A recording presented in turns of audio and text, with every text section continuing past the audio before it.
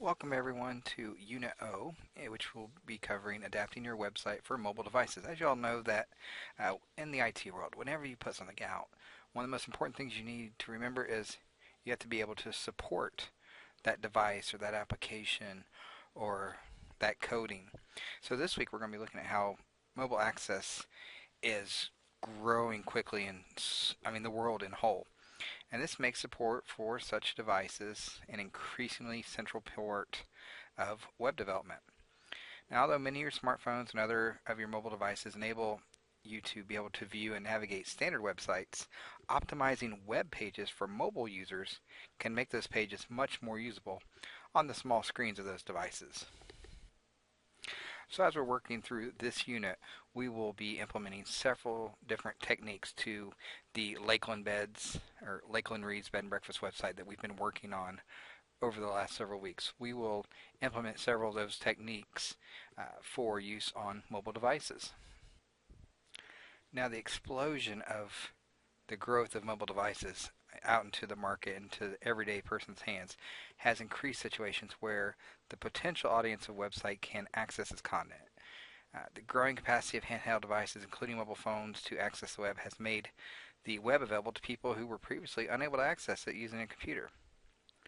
While access on more devices enables all sorts of websites to be accessed by more people, the use of mobile devices as web interfaces brings its own set of challenges to us as web developers.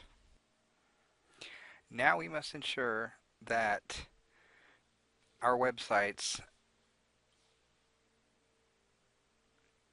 are being able to be viewed, and so we have to optimize them for viewing by customers and potential customers on mobile phones and tablet computers instead of just your normal desktop or laptop computer.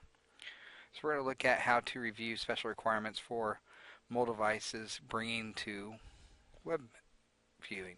So some things you need to think about are the different several unique needs we have with mobile devices, such as viewability on small screens at a variety of sizes, as well as those resolutions for those devices. Navigational features that can be manipulated using a touch screen for browsing on the website, and minimal download size. So in general, mobile users can access the web from anywhere their devices are able to receive signals. However, because many of the mobile networks are slower than home and office internet connections, a mobile device may load a given web page much more slowly than a web page would if you were on your desktop computer or laptop. In addition, some mobile users pay more for the downloaded data, including web documents, based on the amount they use, while others are limited to a fixed amount each month.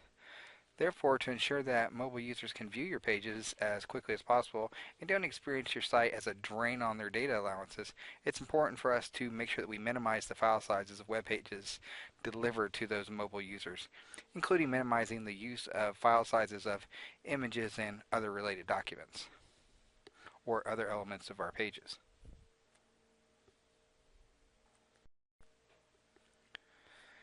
So this week, as we're completing our work in Unit O, most of the results that you're going to have to see, you're going to have to see on your own if you have a mobile device, such as a tablet or your smartphone. So we won't be able to actually see the results of our changes on the video here, but we'll go through the steps.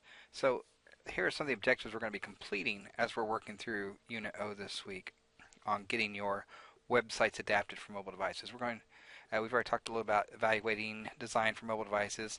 I'll be looking at applying the @media rules, implementing conditional style sheets, creating a mobile specific layout, as I mentioned earlier, decreasing our page load time so that we're not affecting our users' data on their devices. Incorporate sprites, implement geolocation, and optimizing a mobile site for our search engines. Let's go ahead and continue on with Unit O and start working with our changes that we're making to our coding of our websites.